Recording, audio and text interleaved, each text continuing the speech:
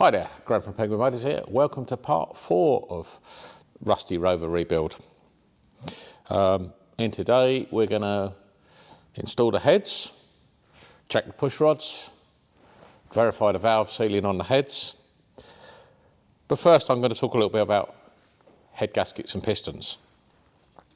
And in this build I'm going to use steel head gaskets. Now to be fair, they do have a poor reputation, but I don't really understand why. Because in practice, the composite head gaskets aren't actually much less prone to blowing.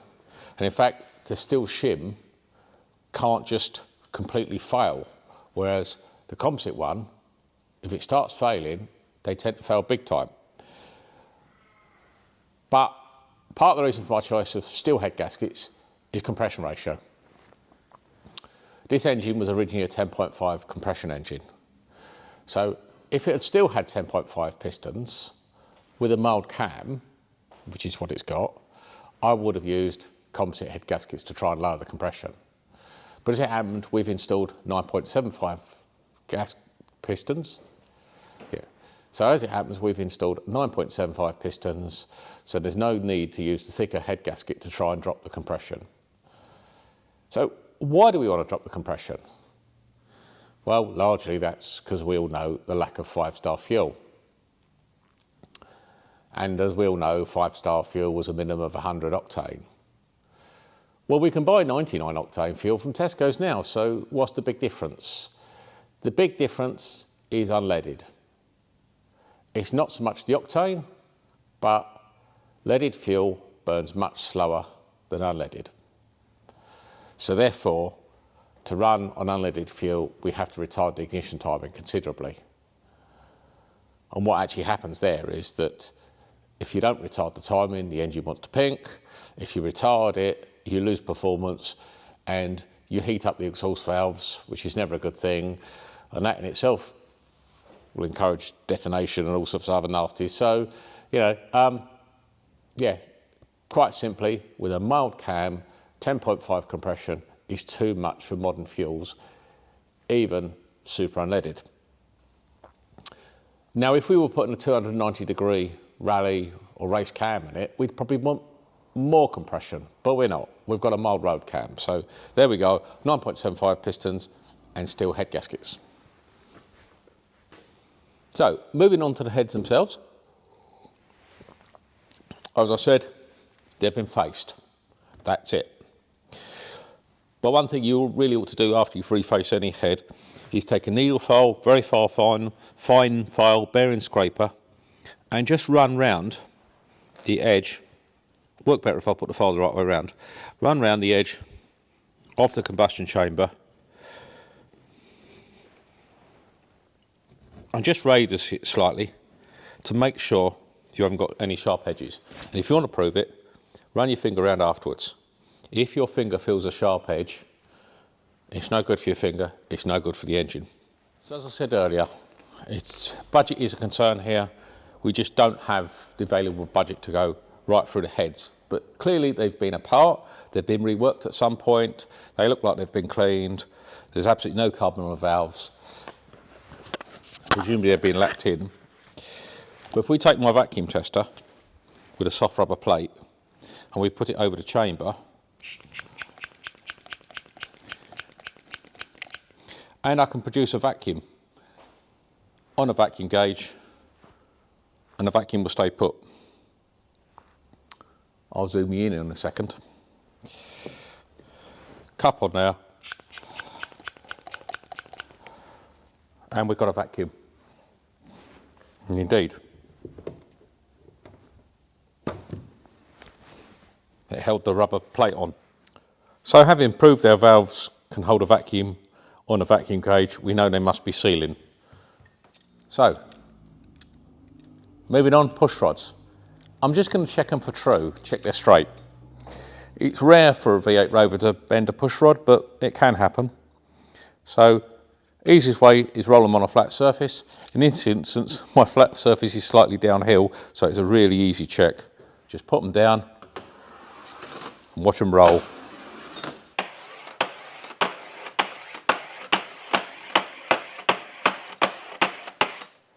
you'd see a wobble in a bent one. So off camera, I did as I always do, and run a tap down the threads in the block, and I'm just going to now apply just a little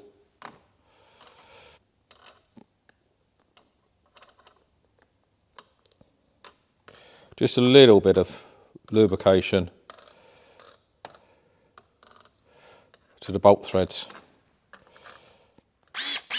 So whilst you could run the head bolts down with a battery wrench, for me it's much more satisfying to nip them down with an old-fashioned T-bar or speed brace.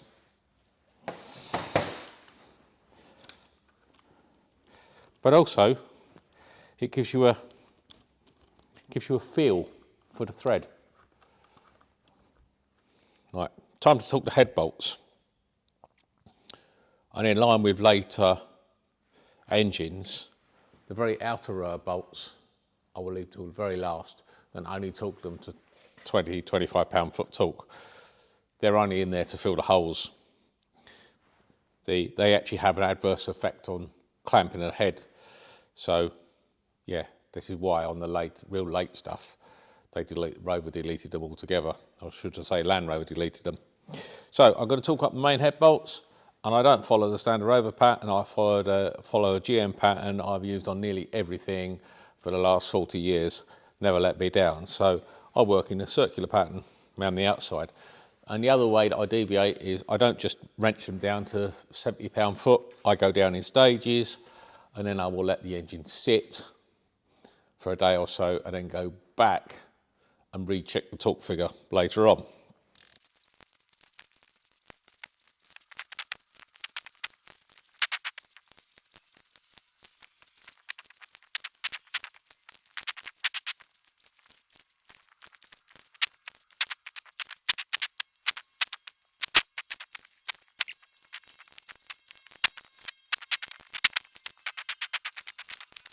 Tappets or hydraulic lifters, not much to say about them. They're the ones I took out the engine, so they're brand new, unworn. I've just given a wash off in some brake cleaner. Just to ensure they're clean.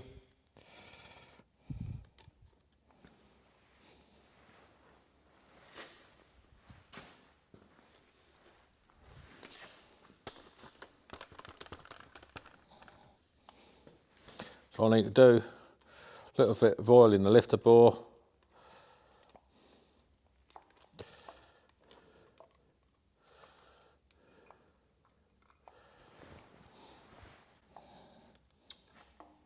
This isn't actually oil, this is assembly lube, so real sticky, lots of lovely gooey zinc in it. Right, I'm just going to pop them in, rotate them around as I go.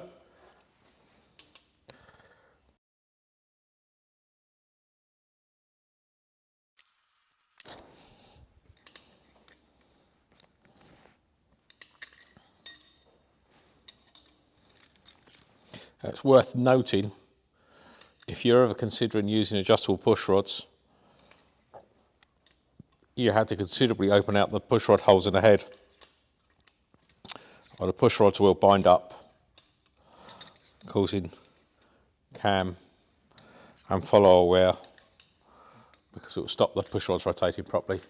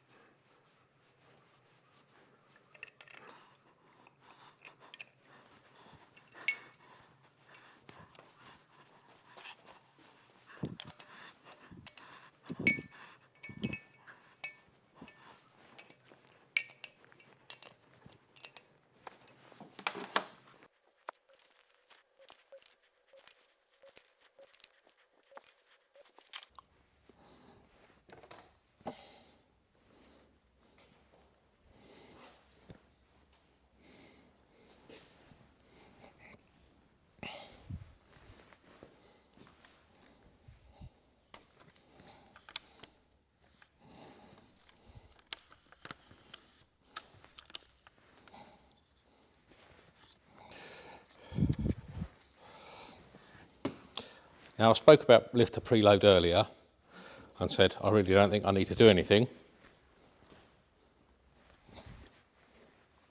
Well, if we look at the inlet on number 7, you probably can't see for there, but the cam lobe's pointing away. So we're on the base circular cam. If you look at the lifter, if I push on the rocker, we can still compress the lifter a noticeable amount. Let me zoom in again and do that again. So if I push on the lifter,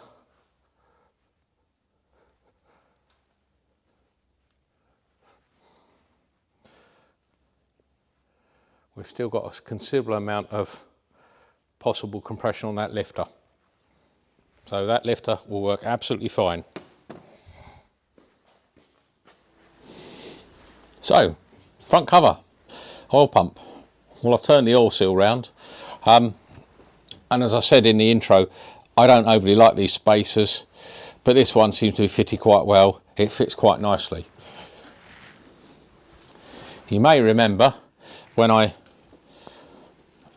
first tried to turn this oil pump over, it was very stiff and it felt awful. But to be honest, I think that is no more than fossilised Vaseline.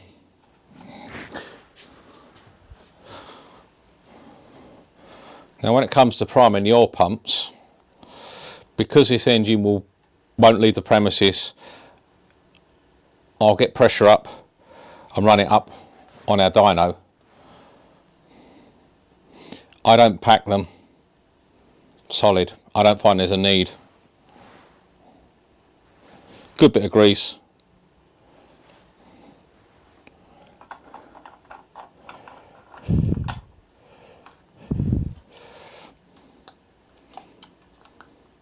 And some very sticky assembly lube.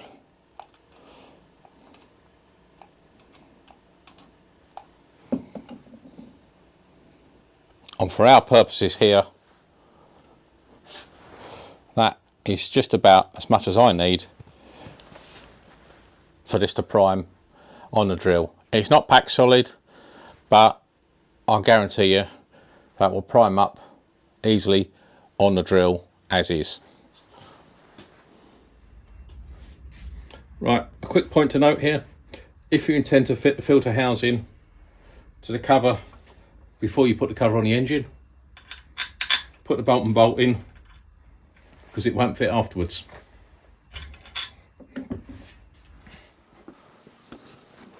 So here we are, engine on the dyno. As you can see, it's not ready yet, but I've just poured some oil over the cam, and now I'm going to prime the oil system.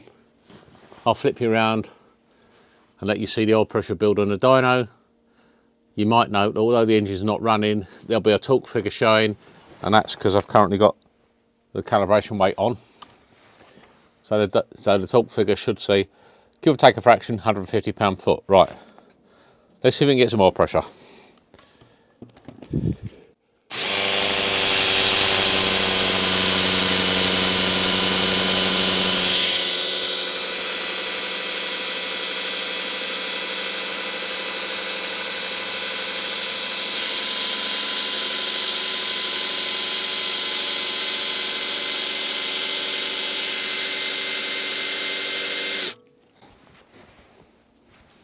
Don't know if you can see it there. There's already oil coming out of the top of that lifter and that one there. So we've got oil pressure. No evidence of any oil at the rocker assembly yet, but I'll keep going for a bit longer.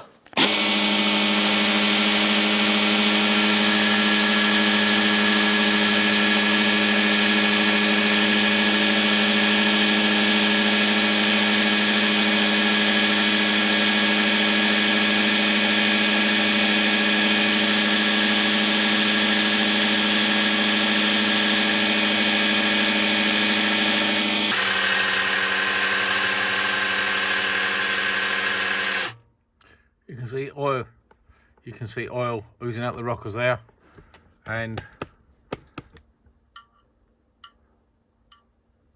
smoke out my drill here because this is it's a bit too much load for the battery drill. Better with the mains drill, but anyway, we've got oil coming out the rockers, and we've got 50 psi oil pressure, so the oil system's good to go.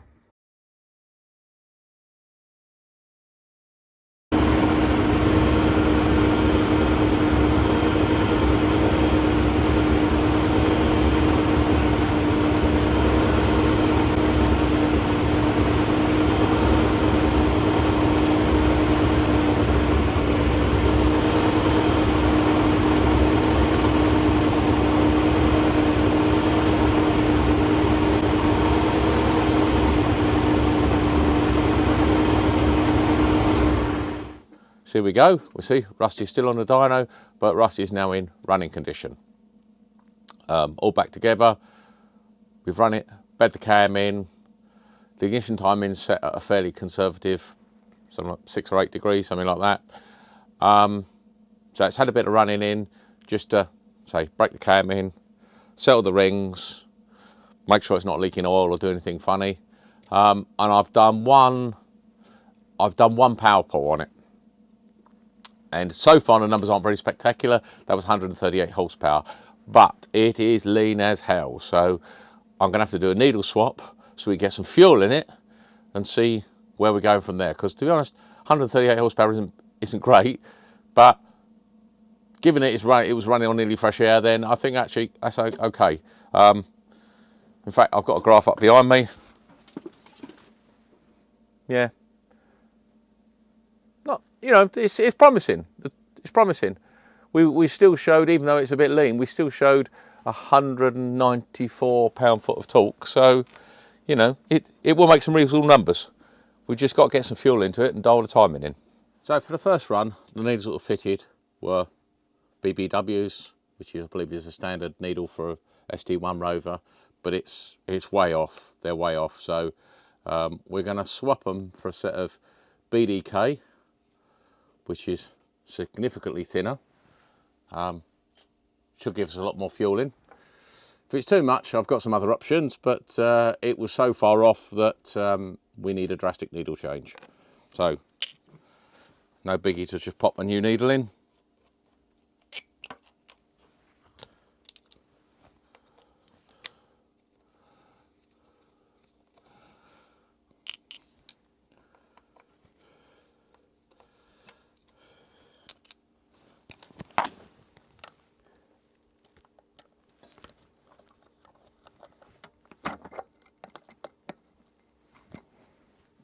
There you go.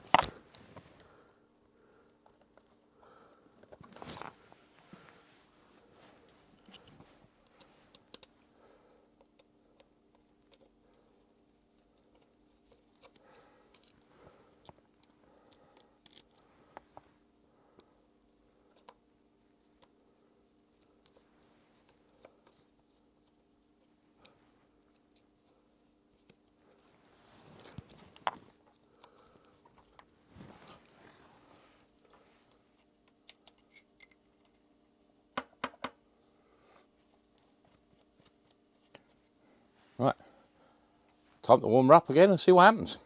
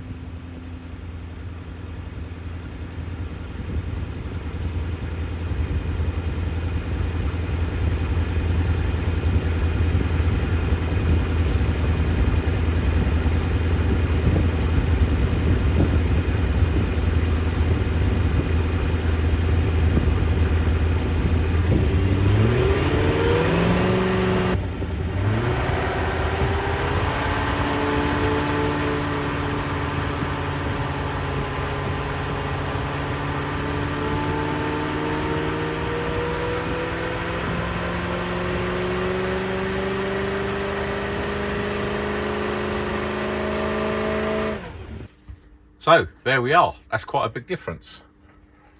£3 foot there, 21 horsepower up here.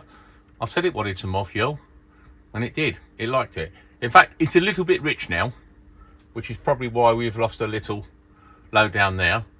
But we're in a safe zone, so I'm going to go away now, have a little tickle with ignition timing, see where it likes that, and then perhaps go back to revisit the refueling.